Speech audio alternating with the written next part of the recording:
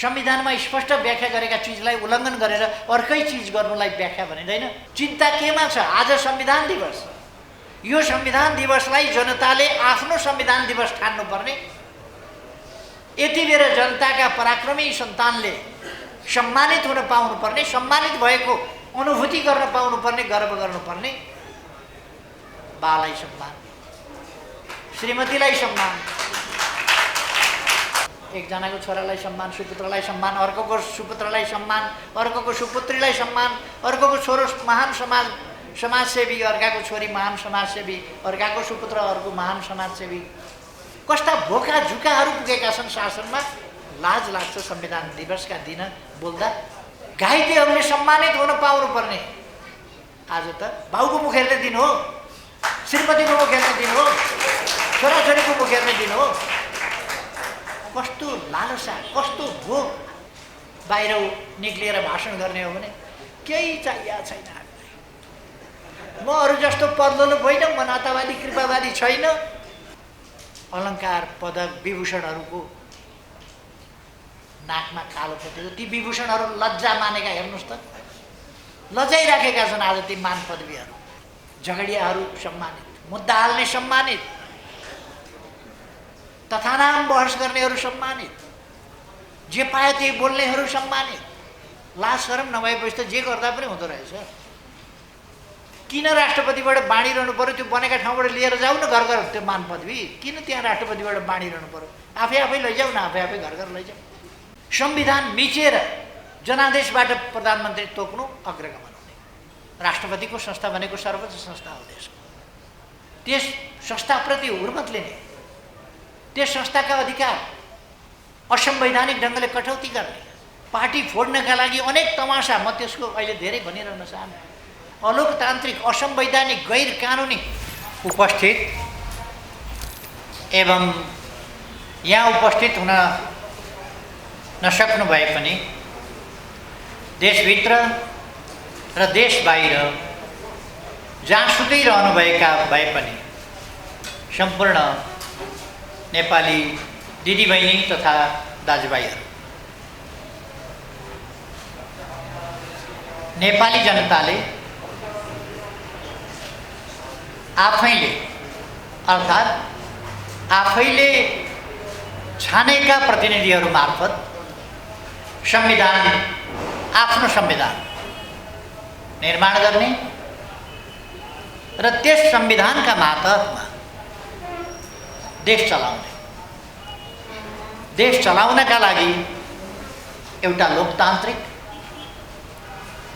जनभावना अनुकूलको, अग्रगमनलाई नेतृत्व गर्न सक्ने त्यस्तो संविधान निर्माण गर्ने सपना साकार पारेको र संविधान जारी भएको 6 वर्ष पुरा भएको छ। र आज हामी 7औं संविधान दिवस र यो अत्यन्तै महत्त्वपूर्ण उपलब्धिको दिन भएको हुनाले यो राष्ट्रिय दिवस हामी मनाइरहेका छौँ।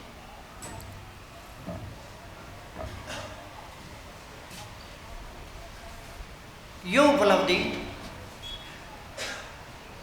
7 दशकभन्दा लामो समय गरेका सङ्घर्षहरू, दिएका बलिदान, पाएका जनताले पाएका दुःख कष्टहरू, यी सबै पश्चात हामीले नेपालको संविधान प्राप्त गरेका हौँ। ठुलो बलिदानबाट प्राप्त गरेको, ठुलो सङ्घर्षबाट, लामो सङ्घर्षको इतिहासबाट धेरै आशा अपेक्षा, धेरै पीडा, अनेकको सङ्गमको रूपमा प्राप्त यो उपलब्धि र दुःख पीडाबाट आयो भनेर मात्रै या ठुलो बलिदान पश्चात ल्याइयो भनेर मात्रै होइन, यो जनताका आकाङ्क्षाहरूको, लामो समयदेखिका प्रयासहरूको, सङ्ग्रहित रूपको बलिदानहरूको सम्मान हो, सङ्घर्षहरूको सफलता हो,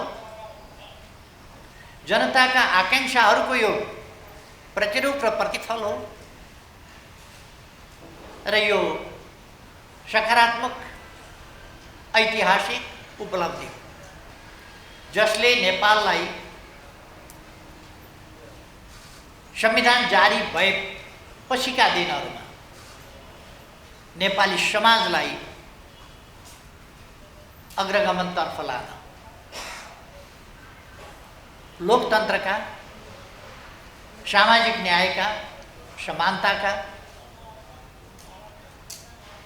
नागरिकहरूको सुरक्षा र सम्मानका एउटा जिम्मेवार र सभ्य समाजका सुप्रबन्धहरू यसले प्रस्तुत गरेको हुनाले हामीले संविधानलाई अत्यन्तै माया गरेका छौँ, सम्मान गरेका छौँ। यो धेरै ठुलो उपलब्धि हो। संविधान बन्नभन्दा अघि संविधान सभाको निर्वाचनको सन्दर्भमा र खास गरी संविधान सभाको निर्वाचन पश्चात संविधान निर्माणको क्रममा हामीले राष्ट्रव्यापी रूपमा मात्रै होइन, देश बाहिर समेत जहाँ जहाँ नेपाली छन् त्यहाँ त्यहाँ संविधानको सम्बन्धमा व्यापक र गहन छलफल भए, व्यापक रूपमा जनस्तरमा छलफल भए, बौद्धिक क्षेत्र र सबै क्षेत्रहरूमा, सामाजिक जीवनका सबै क्षेत्रहरूमा संविधान सम्बन्धमा बहस छलफल भयो, चिन्तन मनन भयो, विभिन्न देशका संविधानहरूसँग तुलनात्मक अध्ययन गरिए र ती तुलनात्मक अध्ययनको हाम्रा आवश्यकताहरूसँग, हामीले देखेका सपनाहरूसँग, हाम्रा आन्दोलनले परिलक्षित गरेका गन्तव्यहरूसँग सम्बन्धित बनाएर राष्ट्रिय अन्तर्राष्ट्रिय अनुभव, विगतका पनि संवैधानिक अनुभव, जनप्रतिनिधिहरू समेत सम्मिलित भएर बनाएको वा राजाले सोझै दिएको अथवा संविधानको प्रारूपको रूपमा मात्रै सुरु भएको अथवा संविधान नै नभएको, बिल्कुलै कानुन संविधान नभएको हुकुमी शासन अथवा हुकुमको भरमा मात्रै चलेको शासन जस्ता पृष्ठभूमिहरू समेतलाई ध्यानमा राखेर र मानव जातिले म्याग्ना कार्टादेखि अहिलेसम्मका विभिन्न देशका संवैधानिक इतिहास, संविधानका प्रयोग, यी सबै पक्षहरूलाई ध्यानमा राखेर नै हामीले नेपालको संविधान निर्माण गर्ने कोसिस गर्यौँ। त्यसकारण यसमा व्यापक बहस छलफल हुने गर्यो, भयो नै। र हामीले त्यस परिस्थितिमा, यद्यपि यो पनि साँचो कुरा हो कि विभिन्न प्रकारका उद्देश्य बोकेका शक्तिहरू संविधान निर्माणको त्यस अभियानमा र त्यस बहसमा सरिक थिए। स्वार्थ समूहहरूका स्वार्थहरूको टकराव, तानातान, वर्ग हितहरूको, पेशागत हितहरूको, सामुदायिक हितहरूको स्वाभाविक रूपमा तानातान हुनु अनौठो होइन। संविधानमा आफ्ना हक अधिकारहरू, आफ्नो समुदाय वा आफ्नो क्षेत्रको कुराहरूलाई समावेश गर्नु र आफ्ना हितहरूलाई सुनिश्चित गर्नु सबैको चाहना हुनु स्वाभाविक हो, त्यस्तै थियो पनि। र यसमा अघि भर्खरै मभन्दा अगाडि बोल्दा सुभाषजीले राखि पनि सक्नुभएको छ, तत्कालीन संविधान सभा अध्यक्षजीले राखिसक्नुभएको छ, कुन कुन प्रकारका शक्तिहरूका कस्ता प्रकारका खेलहरू र दबावहरू थिए। ती सबैहरूलाई पनि झेलेर पछारेर संविधान अनेक बाधा व्यवधान अडचन र अप्ठ्यारा ती सबैलाई पराजित गरेर हामीले संविधान जारी गर्यौं, हामीले संविधान प्राप्त गर्यौं र आज त्यसै कारण हामी यो संविधान दिवस र यो राष्ट्रिय दिवस मनाइरहेका छौं।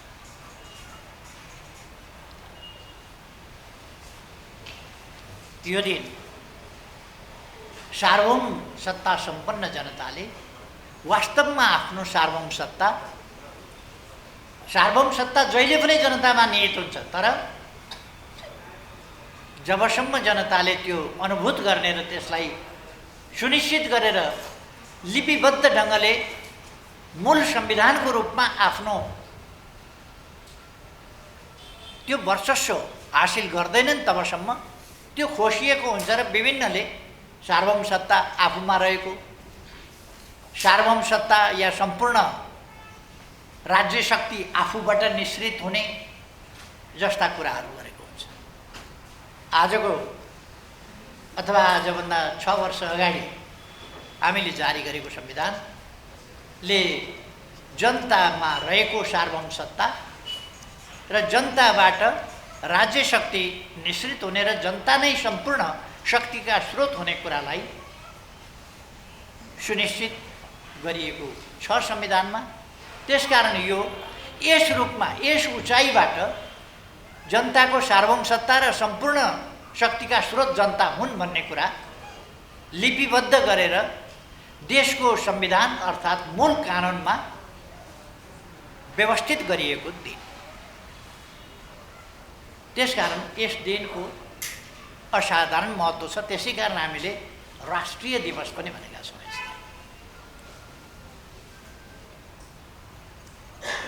वास्तवमा संवैधानिक सर्वोच्चता अथवा सबैभन्दा माथि कुनै कुल होइन, कुनै घराना होइन, कुनै व्यक्ति होइन, कुनै परिवार होइन, जनता सर्वोपरि हुन्छ र त्यो जनताको सर्वोपरिता संविधान मार्फत जनताले व्यवस्थित गरेको हुन्छ र संविधान बनेपछि जनताले आफ्नो आफ्नो ठाउँबाट व्यक्तिगत तवरबाट भन्न सक्दैन। आफ्नो इच्छाको अभिव्यक्ति उसले सङ्गठित रूपमा संविधानमा समाविष्ट गरेको हुन्छ। संविधान निर्माणको क्रममा जब संविधान जनताबाट निर्वाचित संविधान सभा अर्थात् जनताका वास्तविक प्रतिनिधिहरूबाट लेखिन्छ। नेपालमा भएको त्यही हो र यसरी जनतामा रहेको सार्वभौम सत्ता सम्पूर्ण शक्तिका स्रोत हुने कुराको प्रत्याभूति संविधान मार्फत हुन्छ। यसर्थ संविधानको सर्वोच्चता भनेर हामी भन्छौँ र यो दिन संविधानको सर्वोच्चता कायम भएको दिन हो। यस दिनसम्म ल्याइ पुर्याउन धेरै नेपालका सपूतहरूले, वीर वीरङ्गनाहरूले शहादत प्राप्त गर्नुभयो पर्यो र अघि नै पनि हामीले शहीदहरूप्रति श्रद्धाञ्जली अर्पण गरिसकेका छौँ। फेरि पनि म सम्पूर्ण ज्ञात शहीदहरूप्रति हार्दिक श्रद्धासुमन अर्पण गर्न चाहन्छु। यस आन्दोलन गर्नका लागि विचार चाहिन्छ। विचारको रूपमा प्रस्तुत गरेर जनताको हित कसरी हुन्छ, राष्ट्रको हित कसरी हुन्छ, राष्ट्रको रक्षा कसरी हुन्छ र जनताको हितको रक्षा कसरी हुन्छ भनेर जुन विचारहरू अगाडि सारियो, ती विचारहरूलाई सङ्गठित रूप दिएर सङ्गठनात्मक ढङ्गले ती विचारलाई, सङ्गठित ढङ्गले ती विचारलाई अगाडि बढाइयो। दलहरू खुले, प्रतिबन्धित अवस्थामा दलहरू खुले र सङ्गठित ढङ्गले विचारहरूलाई अभियानको रूपमा, आन्दोलनको रूपमा अगाडि बढाइयो। यी उपलब्धिहरू प्राप्त गर्न बलिदान भए, सङ्घर्ष भए, सङ्घर्षका गाथाहरू छन्, व्यथाहरू छन्। ती सबै गाथा व्यथाहरू वास्तवमा यी उपलब्धिहरूका निम्ति पृष्ठभूमिका रूपमा, यिनका मूल्यका रूपमा ती स्थापित छन् र यसरी आन्दोलनका विचारहरू अगाडि सार्ने, नयाँ युगको चेतना अगाडि सार्ने, नयाँ युगका आवाज बोल्ने, ती नयाँ युगका आवाज प्रस्तुत गर्ने, तिनलाई सङ्गठित गर्ने र तिनलाई आन्दोलनको रूपमा अगाडि बढाउने हाम्रा आदरणीय श्रद्धेय अग्रजहरूप्रति म भावपूर्ण श्रद्धासुमन, आदर, सम्मान अर्पण गर्न चाहन्छु। यस क्रममा धेरैले घरबार गुमाउनु पर्यो, प्रियजन गुमाउनु पर्यो, अभिभावक गुमाउनु पर्यो, सन्तान गुमाउनु पर्यो, कतिपयले शरीरका अङ्गहरू गुमाउनु पर्यो र अङ्गभङ्ग हुनु पर्यो, कतिपयले अङ्ग नगुमाए पनि घाइते हुनु पर्यो, पीडा सहनु पर्यो, धेरै आर्थिक, व्यवहारिक, पारिवारिक क्षतिहरू बिहोर्नु पर्यो। सबैप्रति म आदरभाव व्यक्त गर्न चाहन्छु र पीडा भोगिरहेका सबैमा सह अनुभूति अभिव्यक्त गर्न चाहन्छु। अझैसम्म पनि उपचार गराइरहेका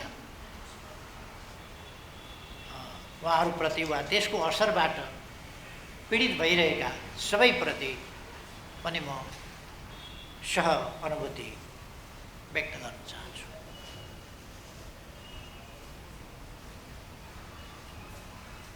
दिदीबहिनी तथा दाजुभाइहरू, हाम्रो संविधान जारी हुनुको अर्थ एउटा युगको अन्त्य र अर्को युगको सुरुवात पनि।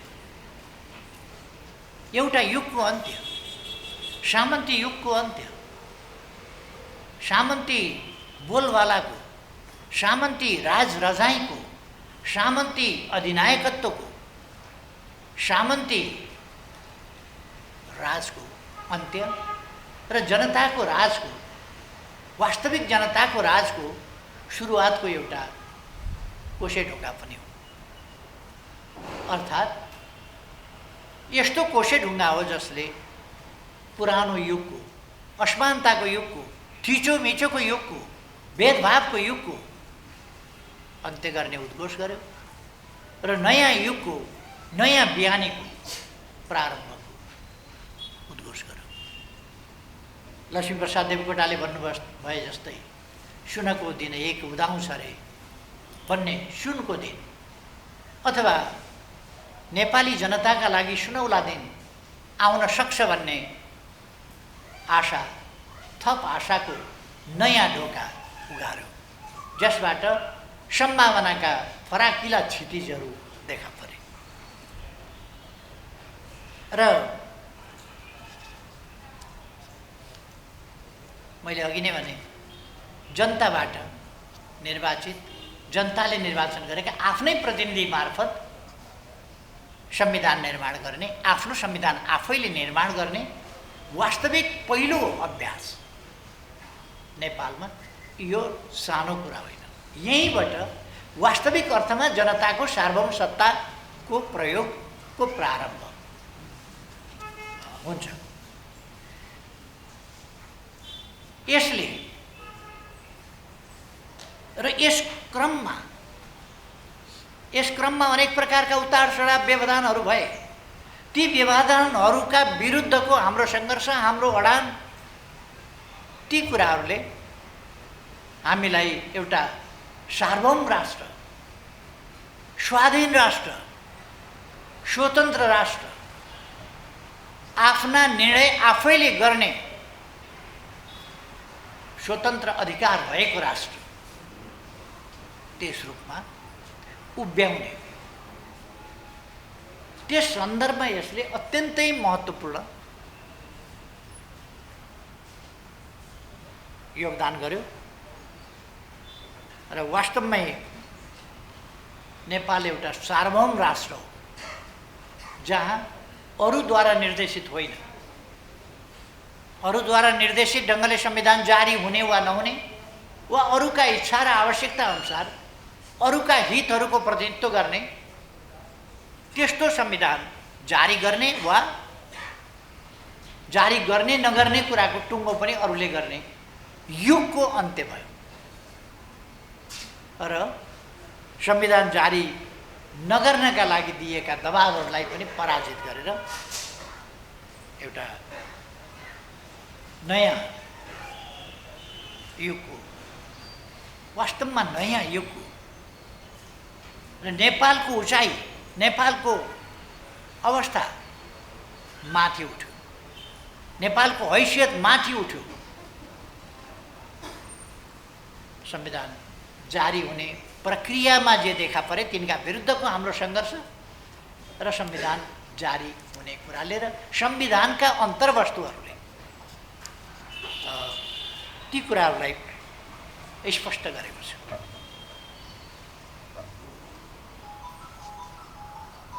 नेपाली जनताले विभिन्न सङ्घर्षहरू, आन्दोलनहरू गर्दै गए।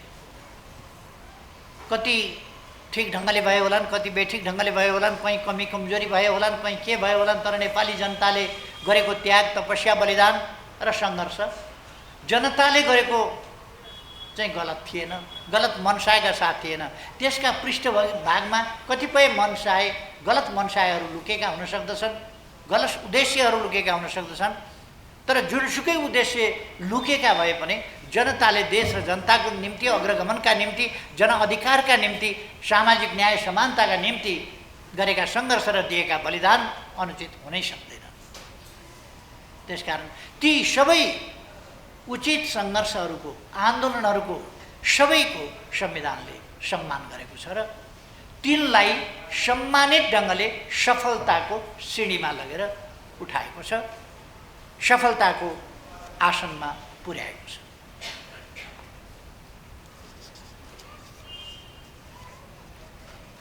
यसले सापेक्षित रूपमा भन्ने हो भने अब राजनीतिक परिवर्तनका लागि सङ्घर्ष गर्नुपर्ने अवस्थाको अन्त्य गरेको छ।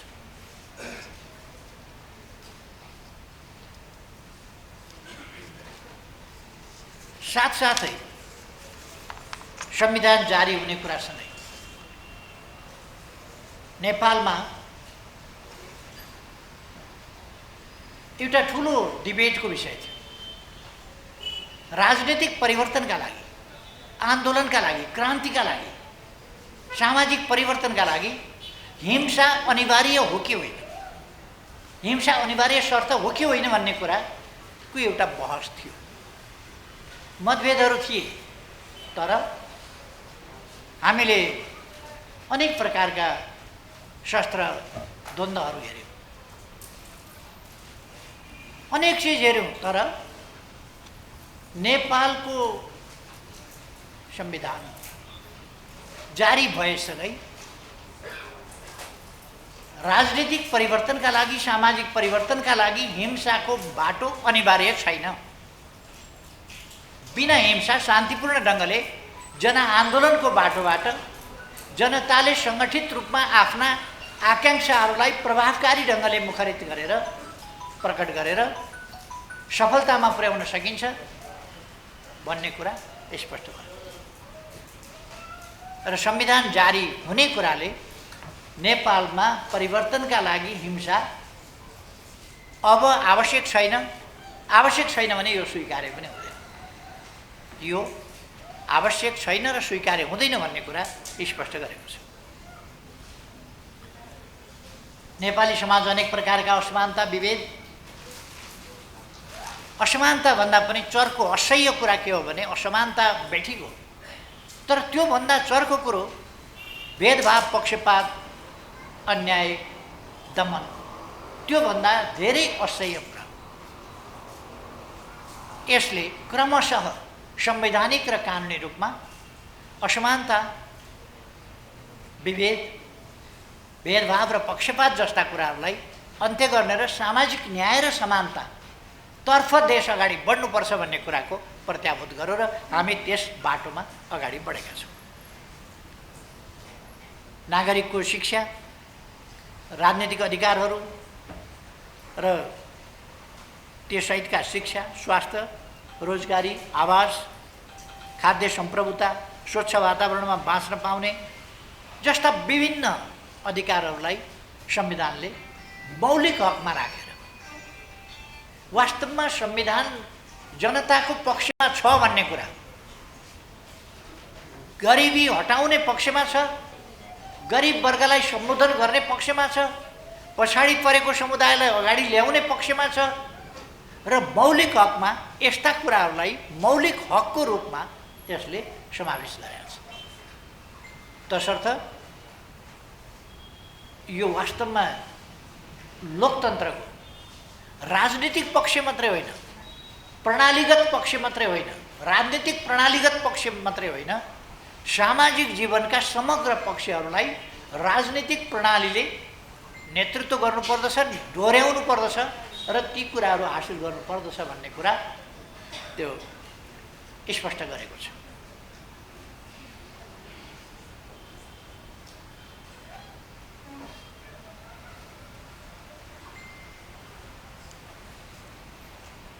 यसले समानताका कुराहरूलाई, समानताका पक्षहरूलाई औपचारिक पक्ष वा सैद्धान्तिक पक्षमा स्वीकारोक्ति जनाएको मात्रै होइन, व्यवहारिक रूपमा यसले समानुपातिक समावेशिता, समावेशी सहभागिता जस्ता कुराहरू, पछाडि परेको समुदाय अगाडि बढाउने, नीति निर्माण र जनप्रतिनिधि संस्थाहरू र राज्य सञ्चालनमा जनताका सामाजिक जीवनका सबै पक्षको प्रतिनिधित्व हुन सकोस्, यसका निम्ति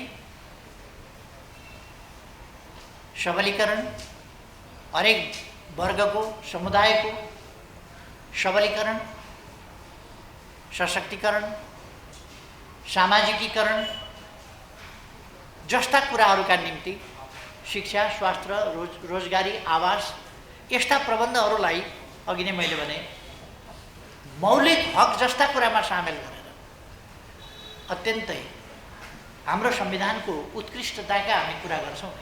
यसै कारण हाम्रो संविधानको उत्कृष्टताका कुरा हामीले गरेका हौँ र हामीले संविधान मार्फत एकात्मक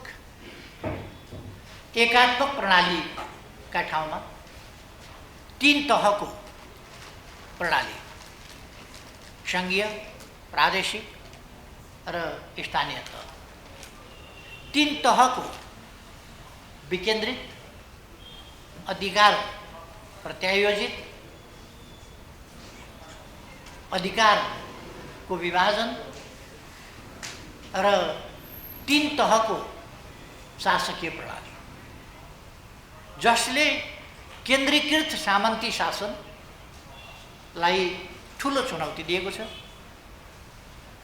चुनौती मात्रै होइन, त्यसलाई अन्त्य गरेको छ। र यसरी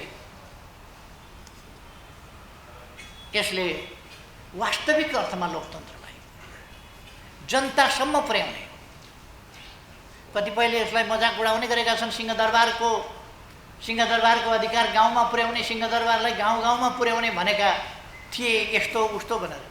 सिंहदरबार गाउँमा पुर्याउने भनेको सिंहदरबार लगेर बोकेर गाउँ गाउँमा लाने त होइन नि। अधिकार सिंहदरबारमा जुन थिए ती स्थानीय तहसम्म गएका छन्। त्यहाँ न्यायिक अधिकारदेखि, निर्माणका अधिकारदेखि, शिक्षाका अधिकार, स्वास्थ्यका अधिकार, तमाम अधिकारहरू हामीले स्थानीय तहसम्म पुर्याएका छौँ, हाम्रो संविधानले पुर्याएको छ।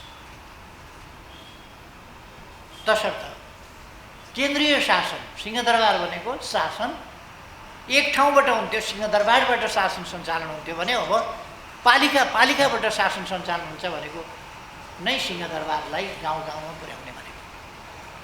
सिंहदरबार गाउँ गाउँमा पुगेको छ आज शासकहरू गाउँमा आफ्नो तहमा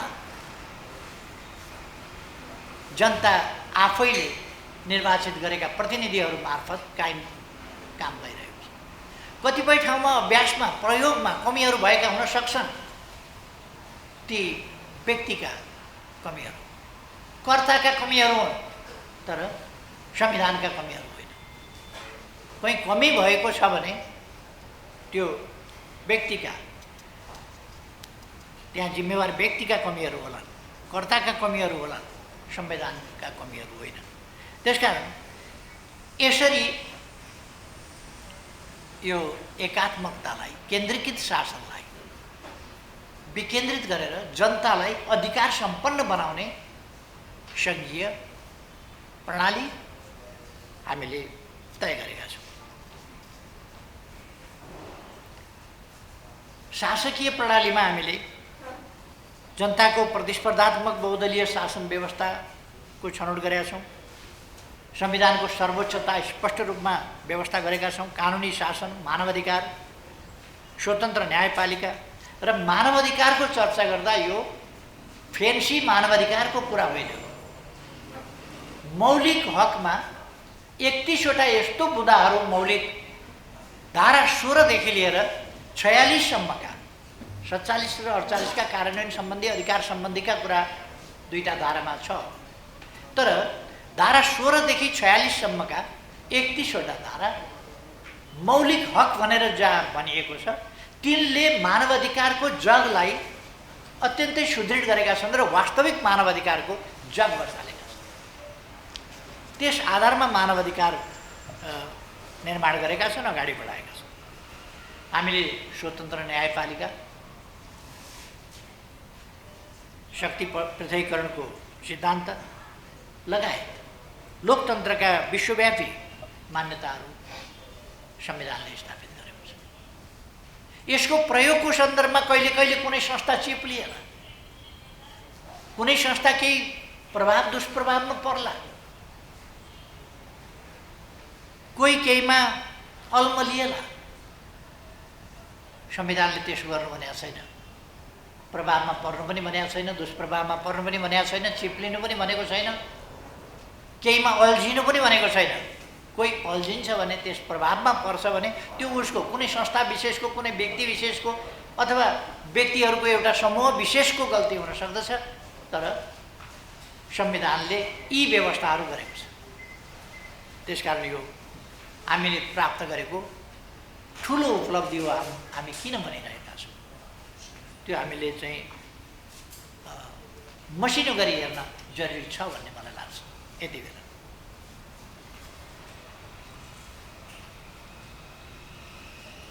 सारमा भन्ने हो भने नेपालको संविधान नेपालको राजनीतिक आन्दोलनको अघि नै मैले भने एउटा महत्त्वपूर्ण कोषे ढुङ्गा हो, जसले एउटा नयाँ युगको सुरुवात गरेको छ, जसले नयाँ युगतर्फको एउटा ढोका खोलेको छ र जसले सम्भावनाको फराकिलो क्षितिज खोलेको छ, जसले हामी भविष्यको सुनौलो बिहान देख्न सक्दछौँ। र अघि मैले भने जस्तै यो जनताका प्रतिनिधिहरूबाट बनेको ठुलो उपलब्धि हो। लामो समयदेखि जनताले देखेका सपनाहरू पुरा हुने बाटो अब यसले प्रशस्त गरेको दिन हो। यसरी हामीले आन्दोलनका उपलब्धिहरूलाई संस्थागत गरेका छौँ र अब यस प्रकार एक ढङ्गले भन्ने हो भने नेपाली समाजलाई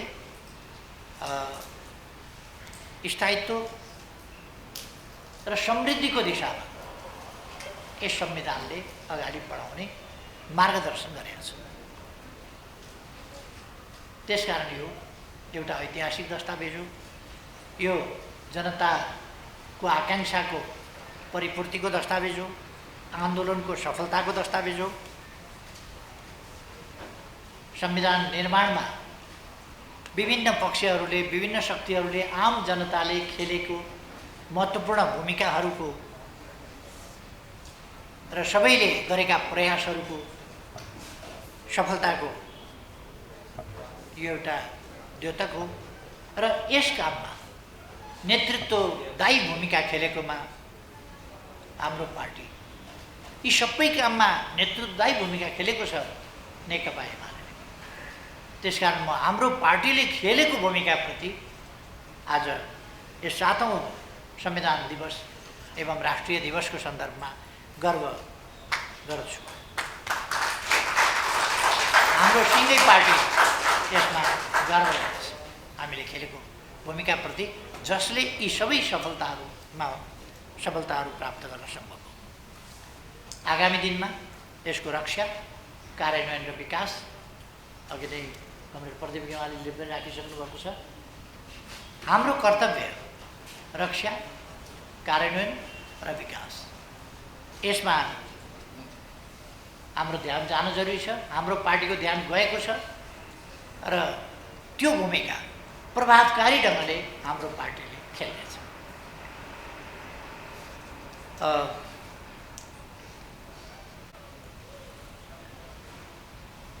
मैले अलिकति स्मरण गर्नुपर्छ जस्तो लाग्छ। संविधानको प्रयोगको सन्दर्भमा संविधान जारी भएपछि तत्कालबाट नयाँ संविधान बनेपछि नै हामीले सरकारको नेतृत्व गर्ने मौका पायौँ र त्यो चुनौती संविधान निर्माण हुँदाको दगदगे, त्यसको उपलब्धिको गौरव, उपलब्धिको खुसियाली र त्यो रोक्न नसकेकोमा भएका पीडाहरू, कुण्ठाहरू, रोक्न नसकेकोमा भएका आक्रोश, यिनीहरूको एउटा द्वन्द्वको स्थिति छँदै थियो। कतै संविधान च्यात्ने, जलाउने जस्ता खालका दुःखद क्रियाकलाप, अशोभनीय क्रियाकलापहरू भइरहेका थिए। कतै जनतामा उत्साह व्यापक थियो यस उपलब्धिप्रति। देशमा दीपावली भएको थियो, खुसियाली छाएको थियो, यस महान उपलब्धिको स्वागत भएको थियो। तर यसप्रति दुखित हुने एउटा सानो तबका पनि थियो। त्यसलाई पुष दिने शक्तिहरू पनि थिए र देशले त्यस बापत कठोर नाकाबन्दीको पनि सामना गर्नु परेको थियो। एकातिर त्यसै साल अर्थात् 72 साल वैशाख 12 गतेदेखि 29 गतेसम्म गएका 12 गते, 13 गते, 25 गते, 29 गते, विभिन्न दिन 15 गते गएका भूकम्पले छेद विच्छेद बनाएको थियो देशलाई। लाखौं संरचना ध्वस्त भएका थिए। 9 लाखभन्दा बढी संरचना ध्वस्त भएका थिए। 9,000 भन्दा बढीको ज्यान गएको थियो। धेरै हजारौं मान्छे, 22,000 भन्दा बढी घाइते भएका। त्यो पीडाबाट हामी, त्यही पीडाको स्थितिमै हामीले संविधान बनाउनु परेको थियो। संविधान बनाउन नदिनका निम्ति नदिने शक्तिहरू, संविधान भन्ने, संविधान सभा भन्ने, तर संविधान सभा भङ्ग गर्नेदेखि लिएर संविधान बनाउन अगुवाई गर्ने शक्तिहरूमाथि हमला, शारीरिक हमला गर्ने, केले हानेनन्, माइकले हानेनन् कि केले हानेनन्, ती सबै झेलेर हामी आएका थियौँ र देशले संविधान जारी हुने बित्तिकै नाकाबन्दी सुरु गर्यो। त्यसको सफलतापूर्वक डटेर राष्ट्रिय गौरव, राष्ट्रिय स्वाभिमानलाई झुक्न नदिएर, सम्झौता नगरेर संविधानलाई हामीले रक्षा गर्दै, त्यसको प्रतिवाद गर्दै स्वाभिमानपूर्वक दृढताका साथ हामी अगाडि बढ्यौँ। त्यस कामको नेतृत्व हाम्रै पार्टीको नेतृत्वमा बनेको सरकारले गरेको थियो। मलाई गर्व लाग्छ। राष्ट्रिय स्वाभिमान झुक्न नदिएर, राष्ट्रिय हितहरूलाई कमजोर हुन नदिएर, अरूले खुट्टा कमाएका बेला, अरू लकपकाएका बेला नेकपा एमाले अत्यन्तै दृढताका साथ अगाडि बढेको थियो। त्यसपछि निर्वाचन गराउन कठिन भएको थियो, बडो मुस्किलले निर्वाचन गराइएको थियो। संविधान निर्माण गर्न एउटा संविधान सभा समाप्त पारेपछि कसैले यो अन्तिम पटकका लागि भनेर म्याद थपिदिने, अन्तिम पटक कथम कदाचित भएन भने संविधान बनाउनु पर्दैन, अन्तिम पटक कसरी भन्ने, कथम कदाचित हुन सकेन भने नभइरहेको पृष्ठभूमिमा अन्तिम पटकका लागि दबावको मनसाय हुन सक्दछ, तर यति जोखिममा यति चुनौतीमा एउटा राष्ट्रलाई हाल्न धकेल्न मिल्दैन। कतै त्यस्तो हुने, कतै दोस्रो संविधान सभाको निर्वाचनै नभएर एउटा असहज त्यस्तो स्थितिमा देशलाई धकेल्ने, त्यस प्रकारका स्थितिहरूको सामना यही पार्टीको नेतृत्वमा, नेकपा एमालेको नेतृत्वमा त्यसको सामना गरियो र हामीले निर्वाचन गराएर छोड्यौँ। संविधान सभाको दोस्रो निर्वाचन पनि गराएर छोड्यौँ, संविधान जारी गराएर छोड्यौँ। त्यसपछिको नाकाबन्दी लगायतका विरोधहरूको तिनलाई पनि साम्य गराएर छोड्यौँ र निर्वाचन संविधान जारी भइसकेपछि निर्वाचनबाट अहिले हामी पहिलो संसदीय कालमै छौँ, पहिलो अधिवेशन कालमै छौँ। अधिवेशन त पहिलो होइन, यो संसद चाहिँ पहिलो संसदको कालमा छौँ संविधान जारी भएपछि। यसबाट हामी सरकारमा आएपछि यस संविधानको कार्यान्वयनको जिम्मा हाम्रो काममा आयो। हामीले संविधानले सङ्घीय संरचनाको परिकल्पना गर्यो, त्यो आदेश दियो, तर संरचना थिएन। त्यस्तो ठाउँमा संरचनाको तयारी गर्ने, त्यसको कार्यान्वयन गर्ने, तीन तहका सरकारहरू सञ्चालन गर्ने, तिनका बीचमा कसरी सञ्चालन गर्ने, अधिकारको बाँडफाँड संविधानले मोटो गरेको छ। त्यसबाहेक संविधान कार्यान्वयनका निम्ति कानुन निर्माण गर्ने, संविधान यत्तिकै कार्यान्वयन हुन सक्दैन कानुन बिना। त्यसका लागि हामीले कानुन निर्माण गर्ने, संरचनागत कामहरूलाई अगाडि बढाउने, शक्तिको बाँडफाँड, वित्तीय बाँडफाँड समेत अधिकारको बाँडफाँड लगायतका कार्यहरू हाम्रो सरकारले अत्यन्तै सफलताका साथ गर्यो। अघि सुभाषजीले भन्नुभयो संविधानको स्वीकार्यता बडो चर्चाको विषय बनाएको थियो, चर्चाको विषय।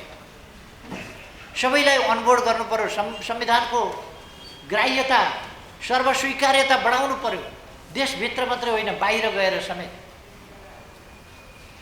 बाहिर गएर विदेशमा गएर संविधान संशोधन गर्न सकिन। तपाईहरुले मद्दत गरिदिनु पर्यो, मैले 2/3 ल्याएपछि संविधान संशोधन गर्छु भन्ने जस्ता अभिव्यक्तिहरू आए संविधानको स्वीकार्यताका नाममा। तर बिस्तारै संविधानको स्वीकार्यता पनि हामीले बढाउँदै लग्यौं।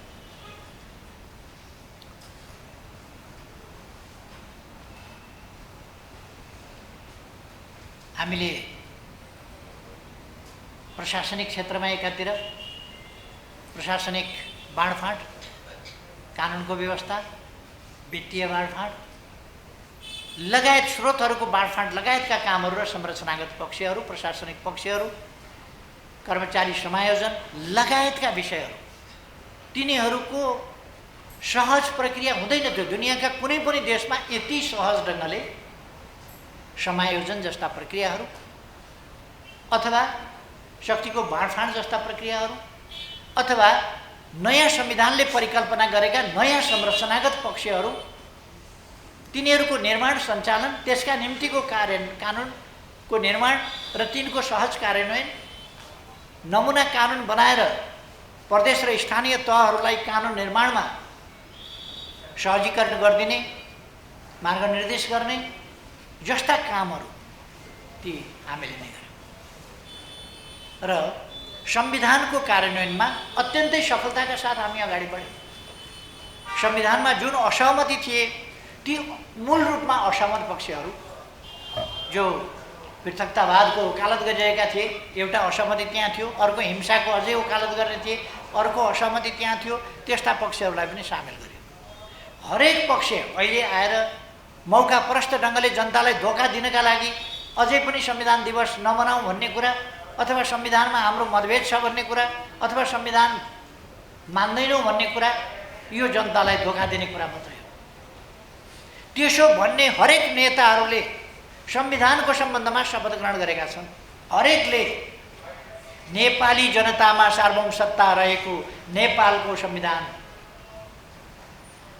बिना शर्त स्वीकार गर्दै म यो शपथ ग्रहण गर्छु। कसैले ईश्वर साँची राखेर भनेका होलान्, कसैले देश र जनता साँची राखेर भनेका होलान्। हरेकले संविधानको शपथ खाएका छन्। अनि यस्तो दोहोरो नीति हुनु हुँदैन। एकातिर लाभका लागि संविधानको शपथ खाने, संविधानप्रतिको निष्ठा र वफादारीताको शपथ खाने, अरू भाषामा बोल्दा बुझ्दैनन् कि भनेर कहिले कहिले आफ्नै भाषामा शपथ खाने ताकि आफ्नो आसपासका जनताले पनि बुझुन् भनेरै होला। आफ्नै भाषामा शपथ खानेसम्म पनि बेसरी चलो एकपल्ट जिद्दी। त्यसरी शपथ खाने एकातिर, अर्कातिर फेरि सधैँ मतभेद कायम छ भन्ने नकली कुरा। अर्को संविधानको दोस्रो संशोधन जब हामीले लिम्पियाधुरा, लिपुलेख र कालापानी क्षेत्र हाम्रो भूभाग हो, हामीले हाम्रो नक्सामा कायम गरेर राजनीतिक र प्रशासनिक नक्सा जारी गर्यौँ। त्यसलाई संविधानको अनुसूचीमा भएको लोगोमा हामीले सामेल गर्नु पर्थ्यो र त्यसका निम्ति संविधान संशोधन गर्नु पर्थ्यो। त्यो पनि हामीले सर्वसम्मतिले गरेका छौँ। अर्थात् यसमा संवैधानिक प्रश्नमा सर्वसम्मति देशमा बनेको छ।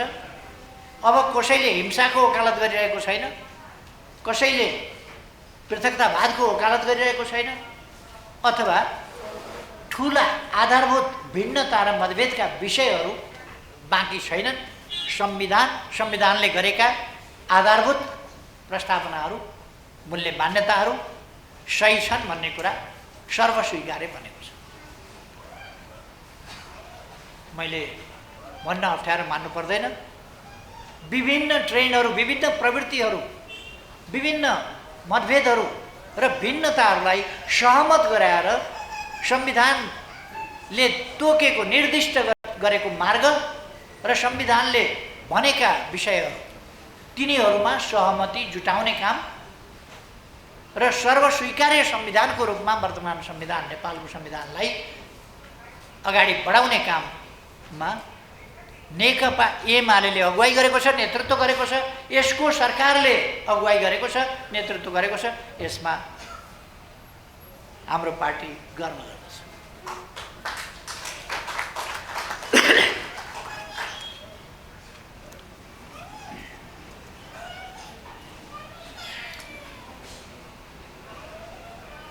खाली स्मरणको लागि मात्र म एक दुईटा कुरा भन्न चाहन्छु।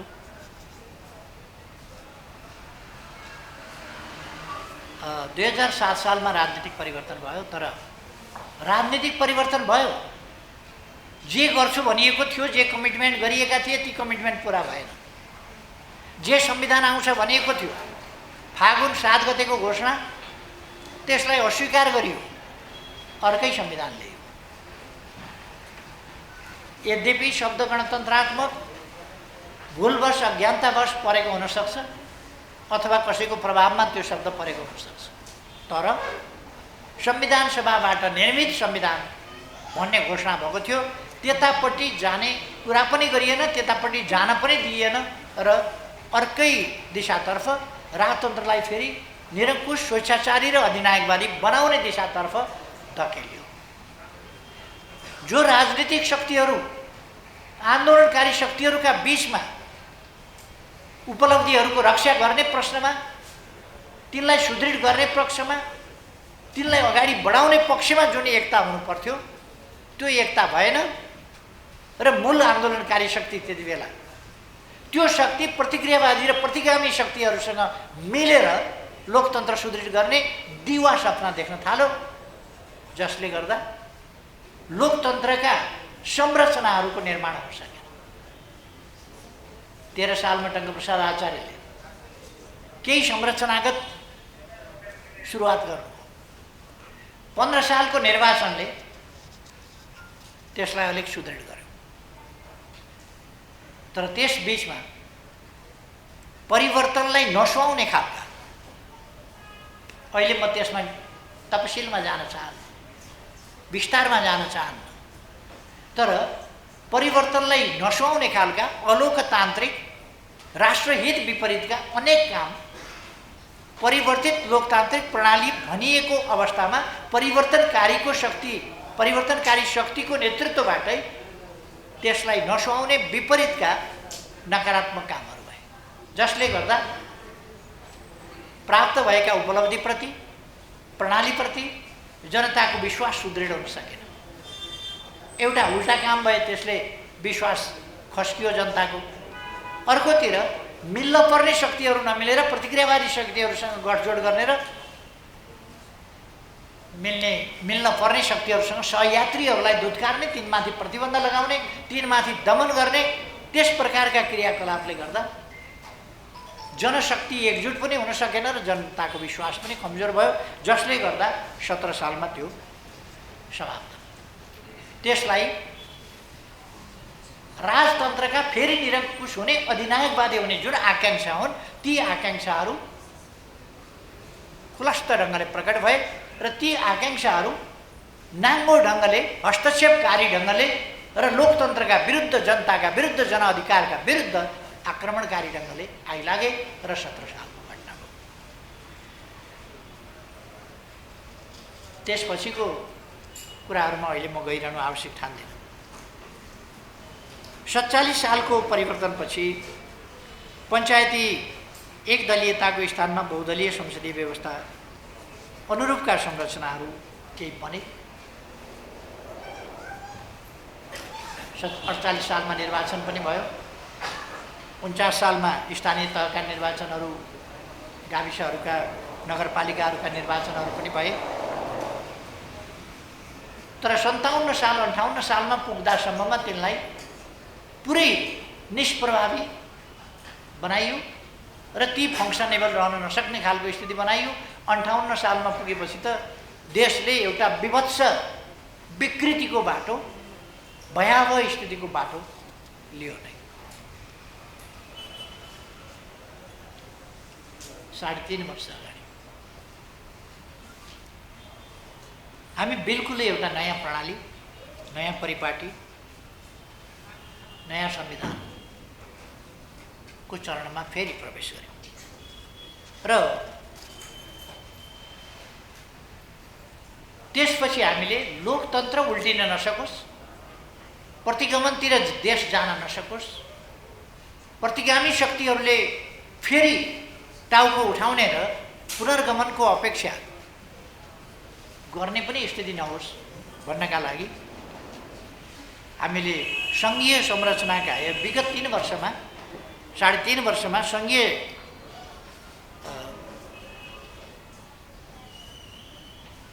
लोकतान्त्रिक गणतन्त्रका संस्थाहरू निर्माणको सक्रियतापूर्वक र दृढताकापूर्वक नेतृत्व गर्यो। त्यसमाथि लगातार त्यसलाई असफल पार्ने प्रयासहरू आन्तरिक र अनेक ढङ्गले, हाम्रै पार्टीभित्र र बाहिरबाट र विभिन्न ढङ्गले, मैले त्यसको अहिले व्याख्या गरिरहन चाहन्न, विभिन्न ढङ्गले त्यस्ता प्रयासहरू भए। अहिले आएर त यो तत्कालको विगत अत्यन्तै नकारात्मक र भयावह ढङ्गले अगाडि बढाउने कोसिस भएको छ र अहिले आएर त ती कोसिसहरू यस्तो तमासामा लोकतन्त्रप्रतिको एउटा मजाकमा जे बोलो त्यही हुन्छ, जे गरो त्यही हुन्छ जस्तो अवस्थामा पुगेको छ। जनताका बीचमा ताजा जनादेशका लागि जानु प्रतिगमन हुने, संविधान मिचेर जनादेशबाट प्रधानमन्त्री तोक्नु अग्रगमन हुने।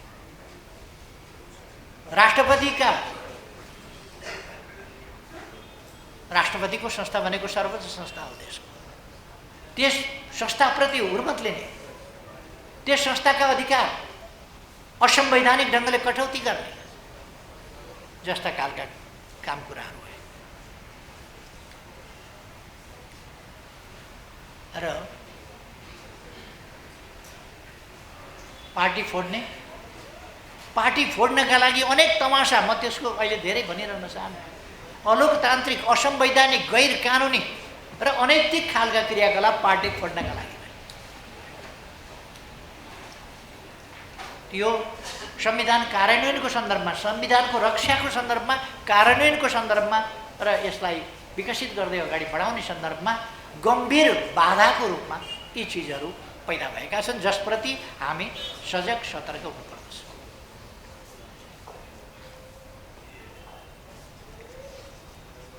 संविधानको व्याख्याका नाउँमा जे हुँदैछ, व्याख्या होइन, व्याख्याका नाउँमा संशोधन, संविधानमा नभएका चिज भएका चिजको व्याख्या हुन्छ। संविधानमा स्पष्ट व्याख्या गरेका चिजलाई उल्लङ्घन गरेर अर्कै चिज गर्नुलाई व्याख्या भनिँदैन, संशोधन। जसको अधिकार संसदको 2/3 मात्रै छ, अरूसँग छैन। तर अन्यत्रैबाट यस प्रकारका काम हुन थालेका छन् र राजनीतिक उद्देश्यमा ती प्रयोग हुन थालेका छन्, जुन खतरनाक कुरा हो देशका लागि, जसले जीवन दाउमा राखेर लोकतन्त्रका लागि, लोकतन्त्रलाई संस्थागत गर्न संविधान चाहिन्छ, संविधानका लागि संविधान कार्यान्वयन गर्न कानुनहरू चाहिन्छ, त्यसका लागि संरचनाहरू चाहिन्छन्, त्यसका लागि त्यस अनुसारका आचरण चाहिन्छ, ती आचरणका लागि जसले जीवन समर्पित गरेको छ, सङ्घर्षमा होमिएको छ, बलिदान दिएको छ, कठिनाइहरू झेलेको छ, दुःख कष्टहरू झेलेको छ, ती जनताका लागि, तिनका लागि त बडो पीडाको कुरा हो नि। कसैका लागि मजाक हुनसक्छ जसले एक थोपा पसिना बगाएको छैन, लोकतन्त्रका लागि मजाक हुनसक्छ। लोकतन्त्रका मूल्य मान्यताहरू कतै हेरफेर साटफेर हुन सक्छ, लेनदेन हुन सक्लान् कतै, तर जसले बलिदान दिएको छ, जसले परिवारका सदस्य गुमाएको छ, जसले अङ्गभङ्ग भएको छ आन्दोलनका लागि, जसको जिन्दगी समर्पित भएको छ, तिनका लागि त यो मजाकको विषय होइन। तिनका लागि त यो लेनदेनको, जीवनसँग लेनदेन गरेर, जीवनसँग रगतसँग लेनदेन गरेर मात्रै यो उपलब्धि प्राप्त भएको छ। त्यसकारण यसप्रति हामी बहुतै गम्भीर र चिन्तित हुन जरुरी छ। रक्षा, संविधानको रक्षा आज एउटा महत्त्वपूर्ण विषयको रूपमा उपस्थित भएको छ। नेपालीहरू सजग हुनुपर्दछ।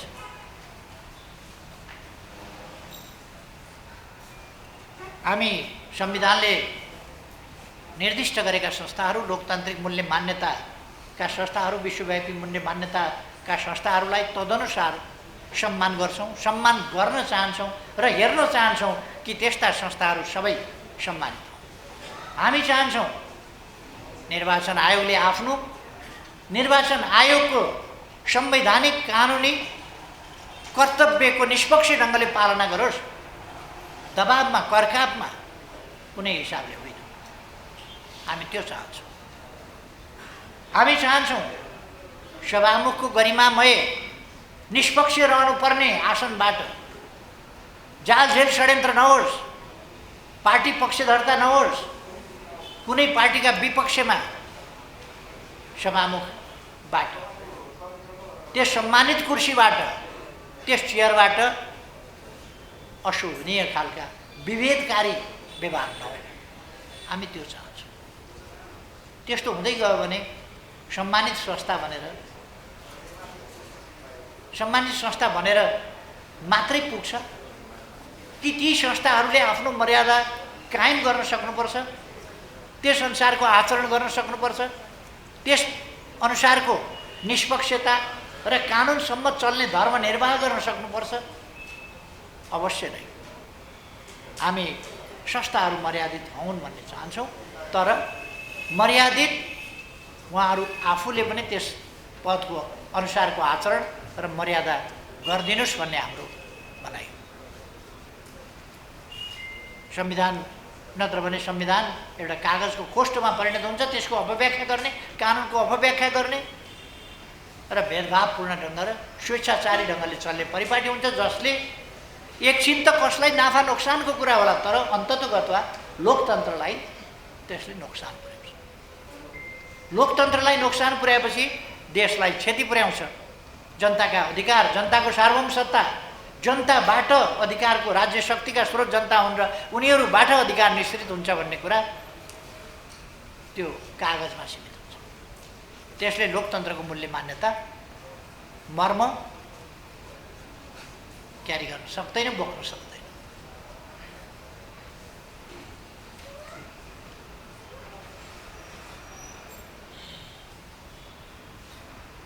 हामीले पार्टीका नीति र कार्यक्रममा आधारित भएर घोषणापत्रमा उल्लेखित निर्वाचनमा जनता सामु गरेका प्रतिबद्धता पुरा गर्नका लागि नेकपा एमाले समृद्ध नेपाल सुखी नेपालीको रूपमा राष्ट्रिय आकांक्षालाई सूत्रबद्ध गरेर त्यसलाई परिपूर्ण लोकतन्त्र अथवा कम्प्रेहेन्सिभ डेमोक्रेसीको रूपमा, पोलिटिकल डेमोक्रेसी मात्रै होइन, त्यो कम्प्लिट डेमोक्रेसी त्यस रूपमा व्याख्या गरेका छौँ, तदनुसार आचरण गरेका छौँ, तदनुसार देशलाई अगाडि बढाउने, बहुपक्षीय बहुआयामिक ढङ्गले सम्पूर्ण क्षेत्रमा अगाडि बढाउने प्रतिबद्धता र सङ्कल्प गरेका छौँ। यस बाटोबाट मात्रै हामी संविधानको रक्षा, कार्यान्वयन र विकास गर्न सक्दछौँ। हामीले भनेको परिपूर्ण लोकतन्त्र जसको कार्यान्वयनबाट हामी अगाडि जान सक्छौँ र समृद्ध नेपाल सुखी नेपाली बनाउन सक्छौँ। त्यसका समान अधिकारका पक्ष, अवसरमा समान पहुँचका पक्ष जनताका, सामाजिक न्याय र समानताका पक्ष,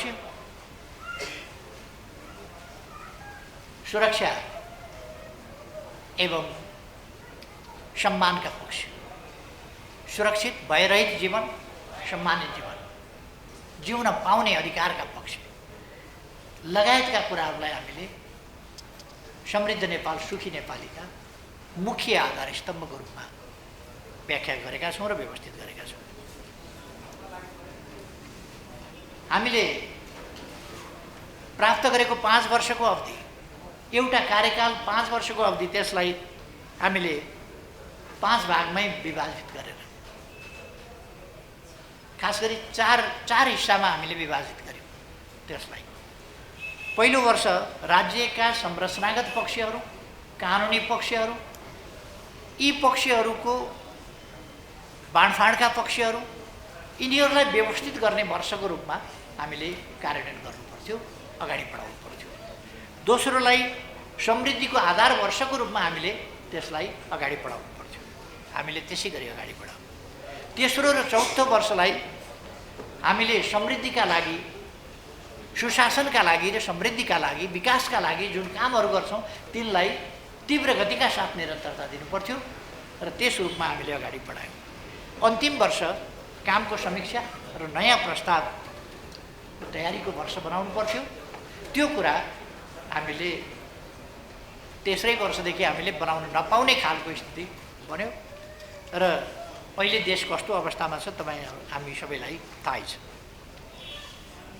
म अहिले तथ्याङ्कहरूमा जान चाहन्न।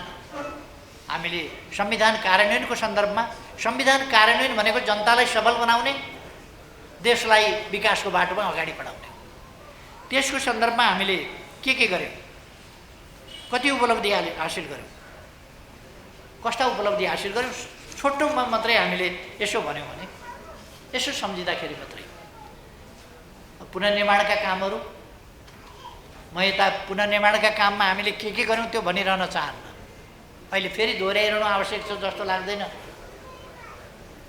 जता फर्किएर हेरो त्यतापट्टि पुनर्निर्माणका कामहरू देखिन्छ। मैले धेरै भन्नु पर्दैन।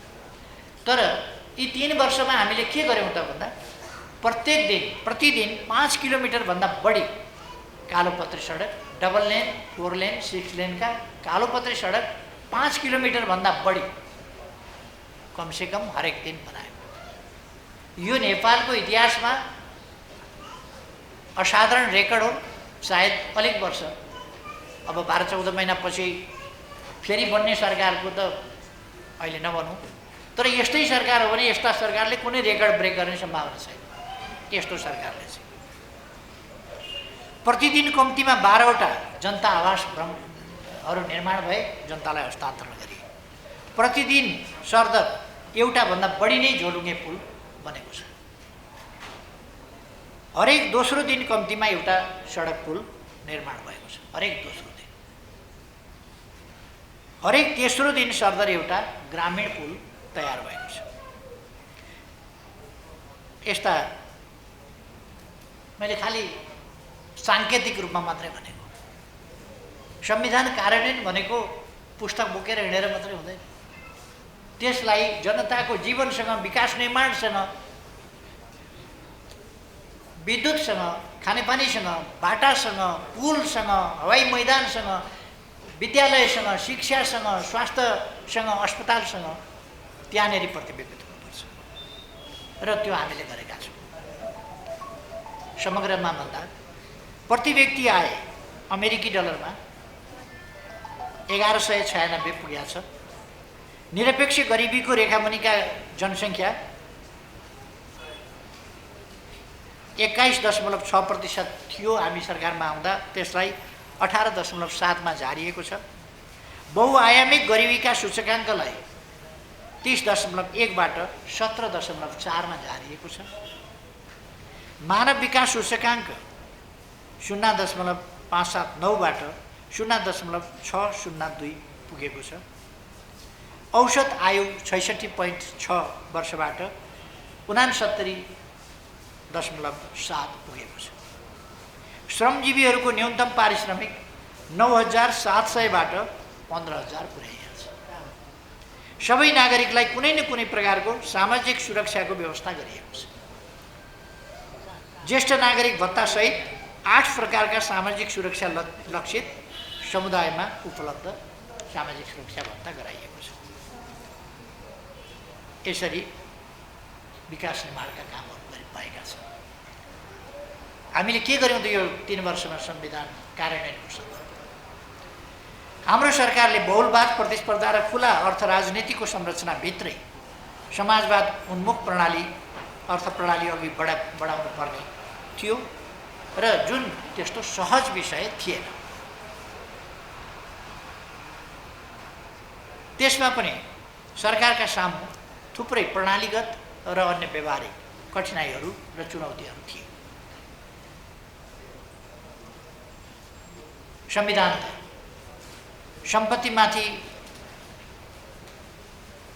निजी सम्पत्तिको अधिकार संविधानले नै प्रत्याभूत गरेको छ र प्राकृतिक स्रोतमाथि समेत व्यक्तिको असीमित अधिकार संविधानमै व्यवस्था छ, जुन पनि एउटा अलिकति व्यवधानको कुरा हो। सरकारले लिएको विरासत, पुँजीवादको संस्थागत संरचना तयार भइरहेको त्यस्तो प्रकृतिकोमा समाजवाद उन्मुखमा त्यसलाई ढाल्नु सजिलो थिएन। त्यो पनि हामीले गर्दै गयौँ।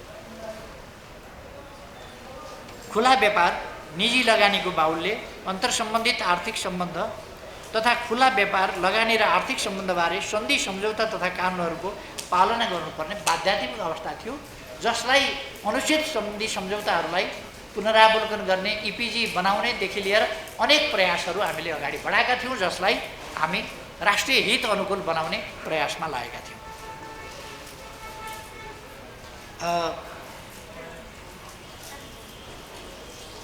सरकारको विकास निर्माणका कामहरू, कार्यक्रमहरू सञ्चालन गर्नका लागि वैदेशिक लगानी, अनुदान जस्ता कुराहरूमा भर पर्नुपर्ने अवस्था थियो, जसलाई हामीले त्यो निर्भरतालाई घटाउँदै दात्री निकायहरूसँग सन्तुलित र समन्वयात्मक ढङ्गले पेश हुनुपर्ने र त्यस्तो व्यवहार गर्नुपर्ने थियो र हामीले आफ्ना प्राथमिकता र आफ्ना आवश्यकता अनुसार वैदेशिक सहायता र ऋणलाई परिचालित पनि गर्नु थियो।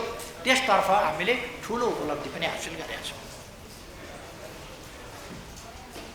हामी सबैलाई थाहा छ भारतसँग खुला सिमाना छ, खुला व्यापार छ। यस्तो खालको स्थितिमा स्वतन्त्र व्यापार प्रणाली कायम छ। यस्तो स्थितिलाई पनि हामीले सामना गर्नु पर्थ्यो र प्रतिस्पर्धै हुन नसक्ने खालको स्थितिमा हामीले प्रतिस्पर्धाका निम्ति तयार हुनुपर्ने, त्यो खालको स्थितिलाई पनि हामीले त्यसलाई सामना गर्दै सच्याउँदै जानुपर्ने आवश्यकता थियो। सङ्घीयताको संरचना त्यसले सुनिश्चित गरेको स्वायत्तता, भिन्न भिन्न विचार राख्ने दलहरू बीचको प्रतिस्पर्धामा गैर कम्युनिस्ट पार्टीका समेत प्रदेश र स्थानीय तहमा सरकार निर्माण भएको स्थितिमा तिनीहरूसँग समन्वयात्मक ढङ्गले एकातिर कम्युनिस्ट पार्टीका संरचनाहरू छन्, प्रतिनिधित्व छ, अर्कातिर अरू पार्टीका पनि छन्, भिन्न भिन्न विचार छ। यस्तोमा एउटा नयाँ अभ्यास, यो बिल्कुलै पृथक अभ्यास हो, नयाँ अभ्यास हो नेपालको सन्दर्भमा। यसलाई हामीले सन्तुलित ढङ्गले अगाडि बढ्यौँ र प्रदेश अथवा स्थानीय तहमा सङ्घीय सरकारको एउटा पूर्ण रूपमा पकड पनि र त्यसले सन्तुलन र गाइड गर्ने स्थिति पनि त्यो निर्माण भयो। पहिले छँदै थिएन, त्यसमा सुधार गर्नु अलिकति। विभिन्न सामाजिक पछौटेपन लगायतका सामन्तवादी सोचहरू र पछौटेपन, त्यसका अवशेष, मूल्य मान्यताहरू, तिनीहरूसँग पनि हामीले सामना गर्नुपर्ने जस्ता कुराहरू पनि हामी ती अन्त भएका थिएन। त्यसलाई अन्त्य गर्दै हामीले समाजवादतर्फ त्यस अनुसारको चेतना निर्माण गर्न अगाडि बढ्नु पर्थ्यो। हामीले हाम्रै प्रकारको सङ्घीयतालाई व्याख्या गर्नुपर्ने, त्यसको कार्यान्वयन कसरी गर्ने, आफ्नै मौलिक ढाँचा हुने, त्यस मौलिक पारामा पनि हामीले अगाडि बढ्नु थियो, जसलाई हामीले सहज रूपमा अगाडि पनि बढाएका छौँ। 3 वर्षको अवधिमा सबै कुरा भइहाल्न सम्भव थिएन। तैपनि हामीले कानुनी, संस्थागत, नीतिगत, प्रशासनिक र आर्थिक सामाजिक परिवर्तन एवं रूपान्तरण जे जति काम गरेका छौँ, धेरै काम गरेका छौँ र ती सबै समाजवादतर्फको हाम्रो यात्रालाई जग बसाउँदै र बाटो कोर्दै अघि बढ्न सहयोगी नै भएका छन्। अब संविधान कार्यान्वयनका सन्दर्भमा अघि सुभाषजीले सुरुबाटै भनिहाल्नुभयो, संविधान कार्यान्वयनका सम्बन्धमा आजको गठबन्धनले के गर्दैछ, आज देश कस्तो स्थिति भोग्दैछ। 70 दिनमा सरकारले पूर्णता पाउन सकेका छैन। कति हाई सन्चो हेर्नुहोस् त, कति हाई सन्चो। चिन्ता केमा छ? आज संविधान दिवस, यो संविधान दिवसलाई जनताले आफ्नो संविधान दिवस ठान्नुपर्ने, यति बेर जनताका पराक्रमी सन्तानले सम्मानित हुन पाउनुपर्ने, सम्मानित भएको अनुभूति गर्न पाउनुपर्ने, गर्व गर्नुपर्ने। बालाई सम्मान, श्रीमतीलाई सम्मान। अघिल्लो पल्टको पनि म सम्झिन चाहन्छु। एकजनाको छोरालाई सम्मान, सुपुत्रलाई सम्मान, अर्कोको सुपुत्रलाई सम्मान, अर्कोको सुपुत्रीलाई सम्मान, अर्कोको छोरो महान समाजसेवी, अर्काको छोरी महान समाजसेवी, अर्काको सुपुत्र अर्को महान समाजसेवी। कस्तो विडम्बना यस देशको। कस्ता भोका झुकाहरू पुगेका छन् शासनमा। लाज लाग्छ संविधान दिवसका दिन बोल्दा। संविधान दिवसका दिन त संविधान ल्याएकोमा, लोकतन्त्र पाएकोमा, यो सफलता पाएकोमा शहीदका सन्तानले गर्व गर्न पाउनुपर्ने, शहीदका आमा बाबुले गर्व गर्न पाउनुपर्ने, घाइतेहरूले सम्मानित हुन पाउनुपर्ने। आज त बाउको मुख हेर्ने दिन हो, श्रीमतीको मुख हेर्ने दिन हो, छोराछोरीको मुख हेर्ने दिन हो। कस्तो लालसा, कस्तो भोग, कस्तो आकांक्षा, कस्तो अतृप्ति। बाहिर निक्लिएर भाषण गर्ने हो भने केही चाहिएको छैन। म अरू जस्तो पदलोलुप होइन, म नातावादी कृपावादी छैन। म जनताका लागि बाहिर गफ गर्न जति पनि सक्ने, तर व्यवहारमा मौका पाउँदा हेर्नुहोस् त अलङ्कार, पदक, विभूषणहरूको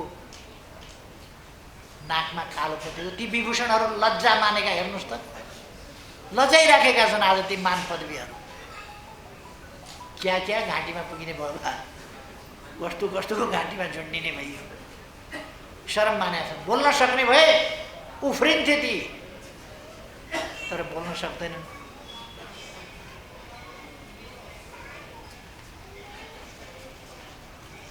लज्जाजनक छ स्थिति।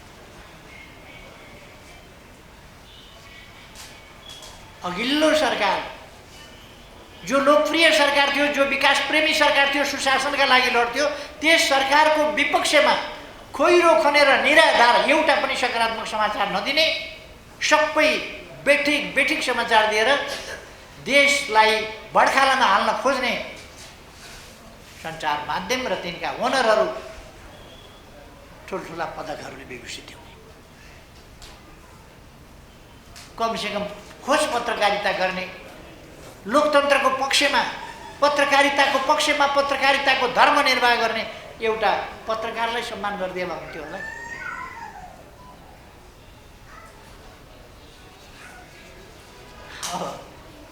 झगडियाहरू सम्मानित, मुद्दा हाल्ने सम्मानित, तथानाम बहस गर्नेहरू सम्मानित, जे पायो त्यही बोल्नेहरू सम्मानित।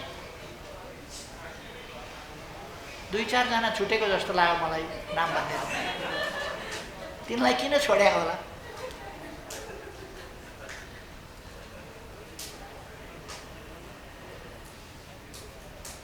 मुद्दा जिताइदिने, हराइदिने, कता तराजु पल्टे फर्काइदिने।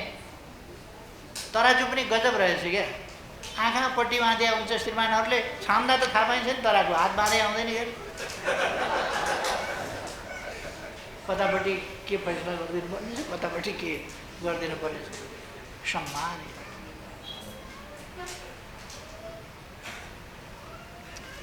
धेरै म भनिरहन चाहन्छु। सबैका लागि हो लज्जाजनक विषय। इतिहासले निर्मम मूल्याङ्कन गर्नेछ, त्यति चाहिँ भन्छु। निर्मम मूल्याङ्कन गर्नेछ इतिहास।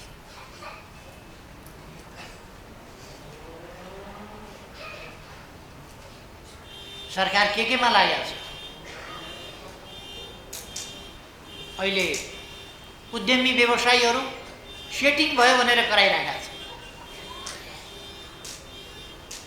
यो बीचमा प्रतिस्थापन विधेयक भनेर ल्याएको केका लागि रहेछ भन्दा सेटिङका लागि रहेछ भनेर व्यापारीहरू भनिरहेका छन्, दौडिरहेका छन्, पीडा पोखिरहेका छन् सडकभरि। आज उद्यमी व्यवसायी 4 जनालाई पोस्ने, दर्जनौलाई समाप्त पारिदिने, ठुला ठुला उद्योग खतम पारिदिने यस्तो काम बरु यो सेटिङमा भएको छ भनेर व्यवसायीहरू खुद, उद्यमीहरू खुद भनिरहेका छन्। अनि होइन भन्ने आधार भेटिँदैन।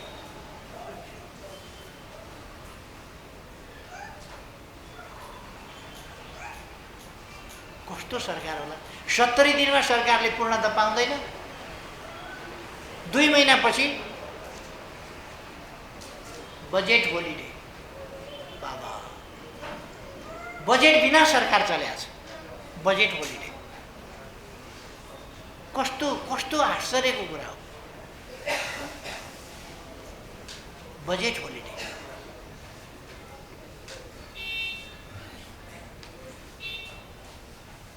यसले पहिले गरिब सुकुम्बासीहरूको आयोग भङ्ग गर्यो। भङ्ग किन गरेको रहेछ भन्दा आफ्ना मान्छेलाई जागिर पाउनु। प्रतिस्पर्धाबाट आएका नियुक्ति पाएका मान्छेहरू फटाफट निकाल्यो, आफ्ना मान्छे नियुक्त गर्यो। खुरुखुरु अहिले आयोग चाहिने रहेछ त। आयोग चाहिने आयोग किन भङ्ग गरे? भनेको त आफ्ना मान्छेलाई जागिर खुवाउने बाहेक केही पनि छैन। मेलम्चीको पानी ल्याउनेतिर यो सरकारको ध्यान छैन। यही सरकार यस्तै रहने हो भने 2 वर्ष 3 वर्षमा पनि यसले मेलम्चीको पानी यहाँ ल्याउन सक्छ। मैले भनेको थिएँ जनवरीभित्र हामी मेलम्चीको पानी काठमाडौँमा जान्छ। मैले गएर आफैले हेरेर निरीक्षण गरेर मैले भनेको थिएँ यति काम हामी यस समयभित्र सक्छौँ। यो सरकारले वैशाखभित्रमा भन्यो। वैशाखभित्रमा वैशाख त आइहाल्छ नि, आश्विन 3 गते भइसक्यो, अब 6 महिनामा वैशाख आउँछ। 6 महिनामा एउटा कोदालो यिनीहरू चाहिँ खनेको हुँदैन, एक फरुवा एक कोदालो माटो त्यहाँबाट उठाएको हुँदैन, कहाँबाट चाहिँ पानी आउँछ मेलाउँछ? सम्भवै छैन। केही पनि गर्दैन, त्यता ध्यानै छैन। त मौका मिले मान पदवी बाँडा देखिहाल्नु भने। यो त उहिले गाउँघरतिर गरिबी हुन्थ्यो, त्यो गरिबी भएका ठाउँमा आफ्ना छोराछोरीलाई यसो मासु खुवाउनका लागि भान्से लाग्न कोही जान्थे क्या, त्यस्तो देखिन्छ। यी त आफ्नाहरूलाई बाँड्नका निम्ति डाडु पुण्य समात्या रहेछ। 5 अरब पैसा, 5 अरब 10,000 का दरले कार्यकर्तालाई दसैँ खर्च दिने, यो त घोषणा गरिसके यिनीहरूले। 5 अरब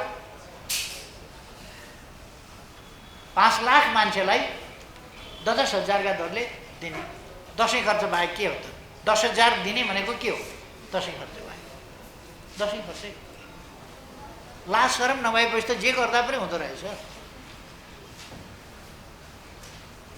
किन राष्ट्रपतिबाट बाँडिरहनु पर्यो? त्यो बनेका ठाउँबाट लिएर जाऊ न घर घर त्यो मान पदवी, किन त्यहाँ राष्ट्रपतिबाट बाँडिरहनु पर्यो? आफै लैजाऊ न, आफै घर घर लैजाऊ।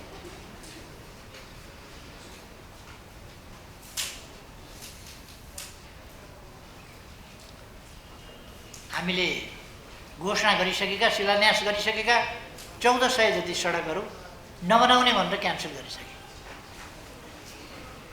यातायात सञ्जाल आजको विकासको सबभन्दा महत्त्वपूर्ण कुरा हो। त्यसपछि सञ्चारको कुरा आउँछ, त्यसपछि विद्युतको कुरा आउँछ, अरू कुराहरू आउँछन्। ती सबै कुरा कटौती गर्दैछन्। 1400 सडक कटौती भए अनि विकासतर्फ यो सरकार जान खोजिया छ। सामाजिक सुरक्षालाई ऐच्छिक तुल्याउने भन्दै त्यता सामाजिक सुरक्षा कटौती गर्ने, छुट दिनुपर्ने आज को रहेछन् त? सरकारले कर छुट दिनुपर्ने को रहेछन् भन्दा क्यासिनोवालालाई कर छुट। कति गरिबलाई कर छुट दिने खोज्या हेर्नुहोस् त। क्यासिनोलाई कर छुट, गरिबलाई कर कसेर लाउने, क्यासिनोलाई कर छुट दिने। अनि ल्याउने चाहिँ के भन्दा समाजमा क्यासिनोलाई कर चोखै छुट दिया हो त। क्यासिनोलाई कर छुट दिने प्रेरणा कहाँबाट आयो? के हो त्यो प्रेरणाको स्रोत?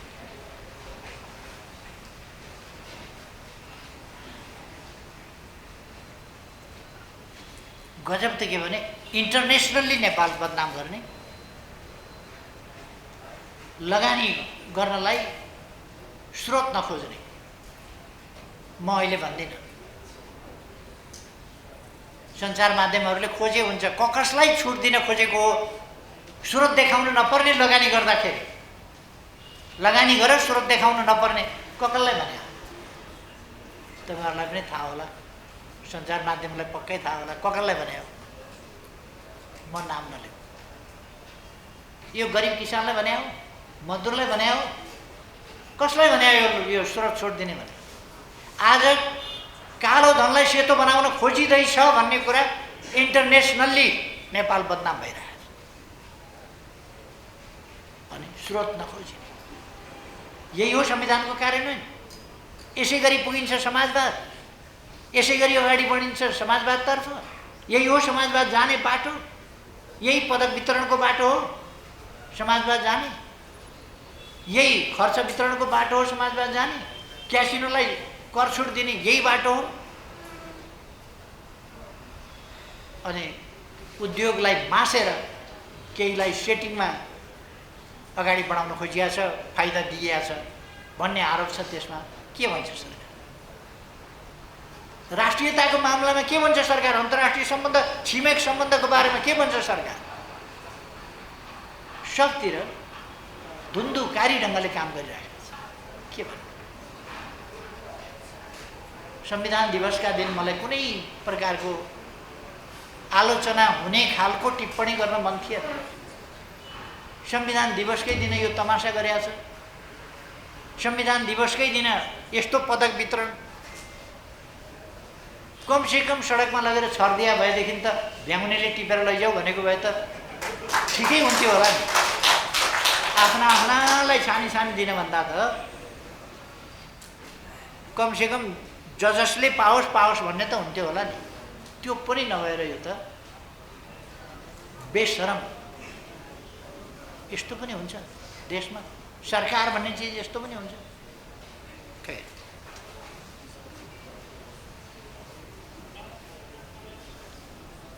अब 70 दिन त भयो यो सरकारको, यस्तो अवस्थामा चलेको छ। यसरी संविधानको रक्षा, संविधानको कार्यान्वयनको बाटोमा यो सरकार हिँडेन। आज संविधान दिवस, राष्ट्रिय दिवसको सन्दर्भमा हाम्रो पार्टीको, मेरो पार्टीको चिन्ता के हो भने सरकार संविधान रक्षाको बाटोमा, संविधान कार्यान्वयनको बाटोमा हिँडेन। दुःख हो। म सरकारलाई सजग गराउन चाहन्छु। यस सन्दर्भमा आम नेपाली जनतालाई आग्रह गर्न चाहन्छु, जुन बाटो सरकारले लिइरहेको छ त्यो बाटो प्रतिगामी, यो सरकार बनेकै प्रतिगामी तरिकाले बनेको छ। यो प्रतिगामी सरकार हो र यसका काम कारबाहीहरू जनविरोधी र प्रतिगामी छन्। यसले संविधानको रक्षा गर्ने कुरामा र कार्यान्वयन गर्ने कुरामा गम्भीर बाधा पुर्याइरहेको छ र अरू थप पुर्याउँछ। त्यसकारण सम्पूर्ण दाजुभाइ दिदीबहिनीहरूमा म आग्रह गर्न चाहन्छु, यस्ता प्रवृत्ति, क्रियाकलाप, चिन्तन, यी कुराहरूसँग हामी सजग रहनु पर्दछ र रखबारी गर्नुपर्छ। अन्त्यमा फेरि एकपल्ट म सबैमा, सम्पूर्ण नेपालीहरूमा बधाई भन्न चाहन्छु यस संविधान दिवसको सन्दर्भमा, राष्ट्रिय दिवसको सन्दर्भमा, र सबैमा धेरै धेरै शुभकामना भन्न चाहन्छु। धन्यवाद।